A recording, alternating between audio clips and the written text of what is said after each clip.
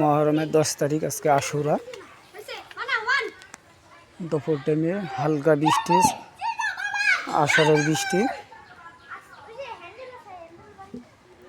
বৃষ্টি ভিজে ছেলেপেলেরা খেলাধুলা করতেছে। ঢাকা থেকে গ্রামের বাড়িতে আসছে আসলে ছুটিতে।